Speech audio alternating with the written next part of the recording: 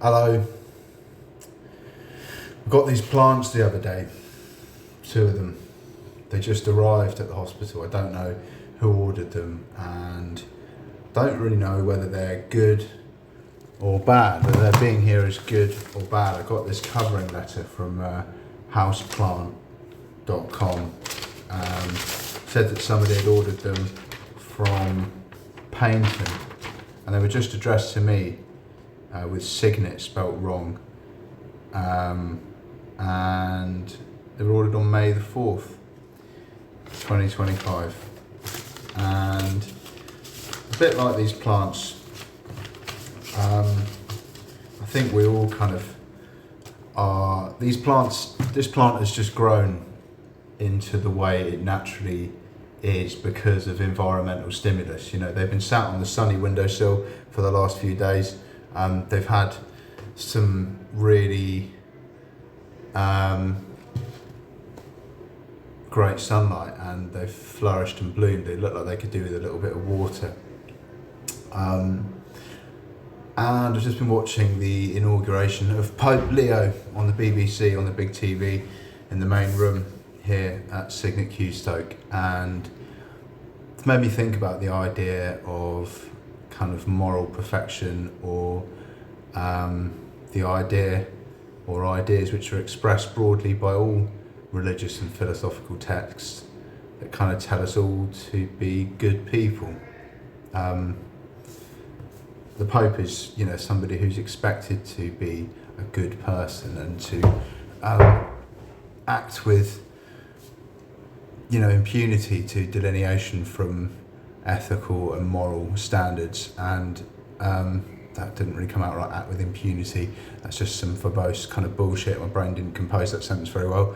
I guess what I'm saying is that thinking about religion and the way that we all kind of evolve and grow into the shapes of the people, for better or worse, that we turn out as, is a bit like these plants that just arrived.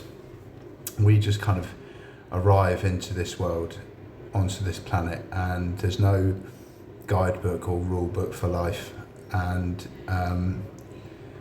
for better or worse, we just kind of react to external stimulus and external phenomena, and we grow like a plant that grows up through the cracks in the pavement, or maybe gets the fortunate position of being on a sunny windowsill in a poorly run psychiatric ward. They just respond to the environment. You know, 90% of who we are, I think, is based on external stimulus. You know, our opinions aren't our own, and the shape that we grow into as people, psychologically, physically and emotionally and sort of logistically, is quite often a result of external stimulus and things that we don't have any control over and that we can't sort of mitigate. And, you know, like if you're born in France, you'll speak French. That's not because you hate the English language, it's because you've grown up surrounded by French people and they've all been talking French, and that, you know, relativistic influence is what's responsible for the causality of your selected language. That doesn't necessarily mean that, you know, you've got a prejudice or a bias against non-French speakers, or that you think French is better than any other language. It just, people kind of are who they are. And there's a saying they bound about in psychology quite a bit, you know, who we are is not our fault, but it is our responsibility. And I kind of feel that, but it makes me question, you know, the idea of responsibility and moral relativism. And that's what I've put into AI today.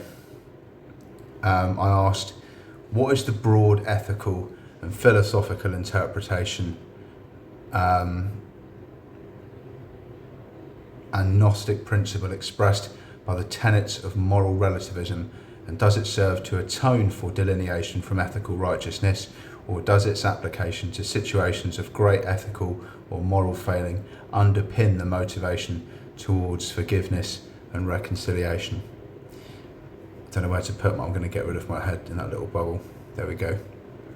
Moral relativism. ethical interpretations, Gnostic connections, and its role in atonement and reconciliation.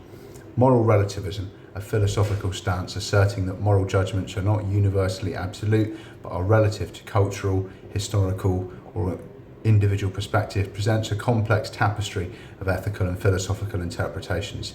It posits that there is no single objective standard of right and wrong that applies to all people at all times. This view contrasts sharply with moral absolutism, which argues for the existence of universal moral truths when examining moral relativism, particularly in the context of ethical failings and the potential for forgiveness and reconciliation. Intriguing parallels and divergences emerge with certain Gnostic principles.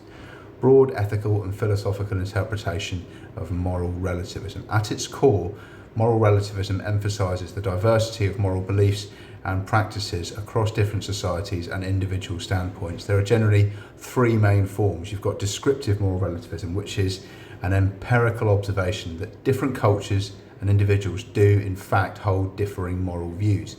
You've got meta-ethical moral relativism. The position argues that the truth or falsity of moral judgments is not objective or universal, but is relative to the traditions, convictions, or practices of a group of persons. It suggests that there is no universally valid moral principles. And normative moral relativism. This view takes a prescriptive stance, arguing that because moral judgments are relative, we ought to tolerate the behaviour of others even when it results from moral frameworks that differ from our own. Philosophically, moral relativism challenges the notion of singular ethical righteousness by denying an objective, overarching moral law. Proponents often highlight its potential to foster tolerance, understanding, and an open-minded approach to diverse cultural practices. However, critics argue that it can lead to moral paralysis or an inability to condemn practices widely considered heinous, like genocide or slavery, an erosion of the basis of social critique or moral progress. If all moralities are equally valid, then no particular moral framework can be judged as superior or inherently righteous. Gnostic principles and potential connections to moral relativism. Gnosticism encompasses a diverse set of ancient religious and philosophical movements, generally characterized by several key tenets. Dualism, a fundamental belief that a distinction between a transcendent good God and an inferior, flawed, or even malevolent creator of the material world, often identified as the demiurge. The material world is often seen as a prison for the divine spark within humans. Gnosis, salvation or liberation, is achieved through gnosis, a special, intuitive, and esoteric knowledge of the divine, of humanity's true nature and its origin. This knowledge is not accessible to everyone and often requires initiation or revelation. Some people will probably understand that more than others, I guess. Divine spark. Humans are believed to possess a fragment of the divine, a spark that's fallen into the material world and is trapped within the physical body. The goal is to awaken this spark and allow it to return to the divine realm. Rejection of worldly authority and conventionals. There are many Gnostic systems exhibited an anti-cosmic stance, viewing the laws and structures of the material world, including for some conventional morality, as products of the ignorant or evil demiurge, therefore not binding on those who possess gnosis. The Gnostic principle that could be seen as expressed by, or at least resonant with, some interpretations of moral relativism lies in this rejection of the exoteric, universally binding moral laws dictated by an external authority, whether that authority is a societal norm, a religious institution, or a creator god of the material world. For some Gnostics, particularly more radical or antinomian sects like the Carpocratians, as described by early heresiologists, the idea that the material world and its laws were flawed led to rejection of conventional moral codes. If the laws of this world are not from the true God, then adherence to them might be irrelevant or even an impediment to spiritual liberation.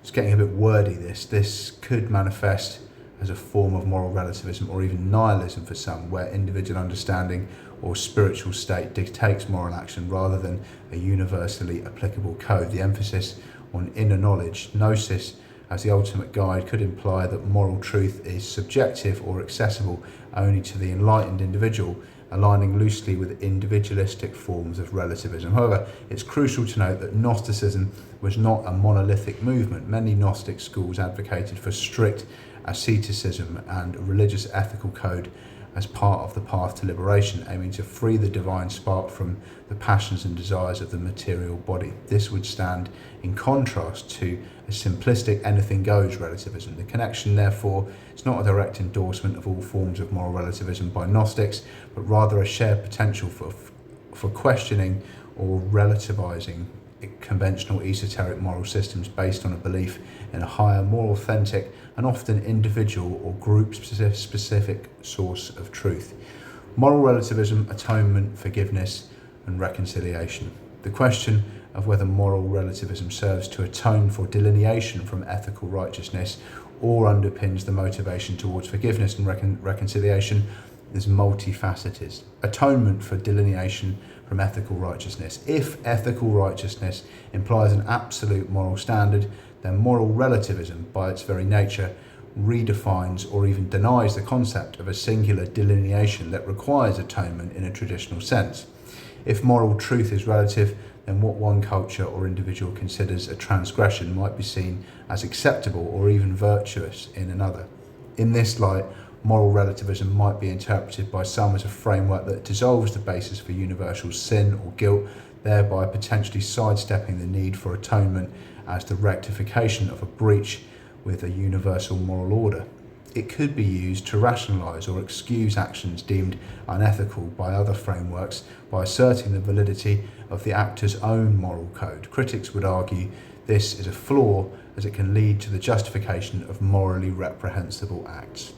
Underpinning forgiveness and reconciliation. Conversely, moral relativism's application, particularly in understanding the diverse moral frameworks that might lead to conflict or ethical failings, could potentially underpin motivations towards forgiveness and reconciliation, though not without complexities. Understanding context. By encouraging and understanding actions are often rooted in different moral, cultural or individual belief systems, moral relativism might foster empathy. Recognising that an offender may have been operating under a different moral framework, even if one ultimately rejects that framework, could be a step towards understanding their motivations, which can be a component of the forgiveness process. It can shift the focus from simple condemnation and to a more nuanced comprehension of why the moral failing occurred.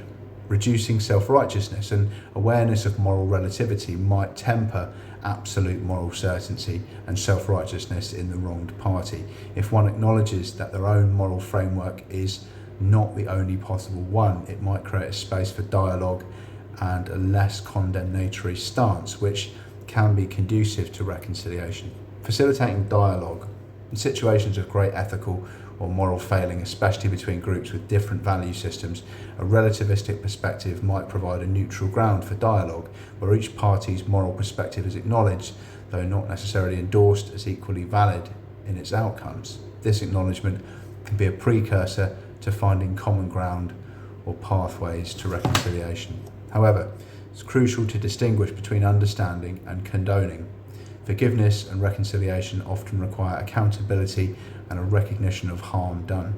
If moral relativism is taken to an extreme where all actions are deemed equally permissible as long as they align with some relative framework, it could undermine the very basis for holding individuals or groups accountable for their actions, thereby hindering genuine forgiveness, which often presupposes a wrong has occurred, and reconciliation, which often requires redress for that wrong. True reconciliation usually involves more than just acknowledging different perspectives.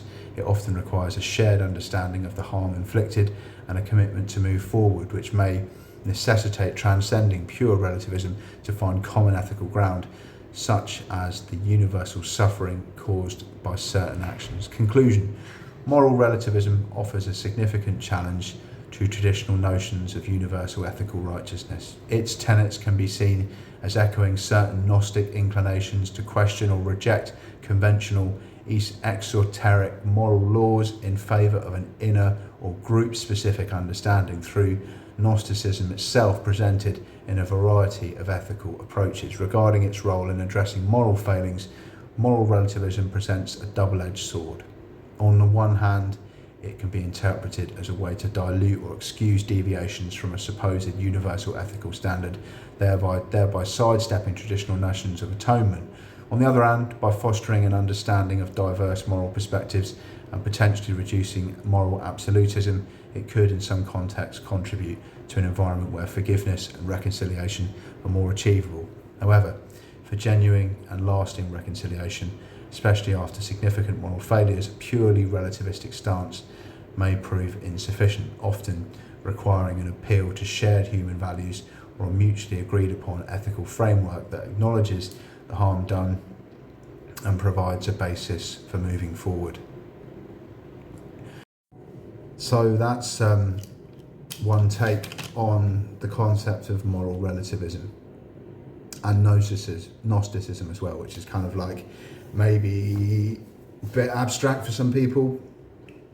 I hope everybody at the inauguration of Pope Leo has a great day, and I hope that on reflection of your own successes and failures, you can find a middle way and a path where you can forgive and atone yourself and others for those moral delineations without that double-edged sword becoming too much of a contradictive kind of interoperable narrative within your thought process and your emotional makeup, much like it has done mine. I did some art the other day. It says love is love, but you can't see it because I'm doing a screen recording which is backwards. So it looks like a yin-yang. Yin-yang sort of presents the dualistic nature of kind of contradictive, something good in everything bad and a bit of bad in everything good, and the kind of, there's a sort of interoperable morality in the yin-yang. This artwork that I did was a heart that kind of looked like a yin-yang, but presented an unconditional love, which I think does not, in its truest expression, present a kind of, half of you loves somebody but a bit of you doesn't. There isn't a kind of yang to its yin in when we say I love you and when we express love to another human being. We don't have a kind of a duality or a kind of like subjective difference between the two hemispheres of our brain like we do when we look at our own actions and our own decisions and indeed our sins and our achievements.